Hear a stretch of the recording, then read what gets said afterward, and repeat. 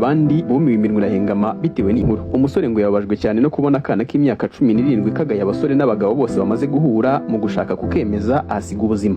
Iyi nkuru ikomeje guca ibintu hirya no hino iravugwa mu gihugu cy'u Burundi ahitwa ku mutumba wa Butare muri komine Kayogoro intara ya Makamba. Biravugwa ko umusore w'imyaka 23 yaguye ku rugamba ubwo yageragezaga kwemeza umukobwa w'imyaka 17 uhora uvuga ko nta numwe wamugeraho yifuza. Uyu nyakwigendera witwa Ikorikiza Eric ngo yagize atyo umunsi umwe we na Keza Kimana Glace bagira ibyo banoza bombi mu cyumba, ariko uyu mukobwa aza kubwira umusore ko bisa naho ntacyo yakoze rwose, nkuko bivugwa ko uyu mukobwa yabwiye abandi baryamanye ko nta bagabo barimo rwose. Eric ngo yanze gusuzugurwa na Grace yiyemeza kujurira ubundi akazamwemeza induru zikavuga. Biravugwa ko tariki 13 z'uku kwezi turimo aribwo Grace yongeye gusura Eric wari witeguye kwemeza umukobwa neza cyane. Uyu musore ngo yaguze ibinini byongera akanyabugabo anywaho kimwe. Grace araza umuhungu ajya hakora akazi icyuya kiramanuka, ariko umukobwa amubwira ko n'ubundi yumva nta kigenda ameze nk'uri kumushimashima, aho bamwe bavuga ko yaba yaramugiriye inama yo kunywa ikindi ngo arebe ko agatege byibuze kakiyongera. Umuhungu ngo yoroshye ikindi kinini akomeza akazi, nyuma y'iminota mike umutima urahagaze birangira yitabye Imana. Gusa nubwo bimeze bitya iyi nkuru iri kuvugwa mu buryo butandukanye ku buryo bigoye kumenya niba nta makabya nkuru arimo, gusa icyo bose bahurizaho ni uko Eric yaguye ku rugamba.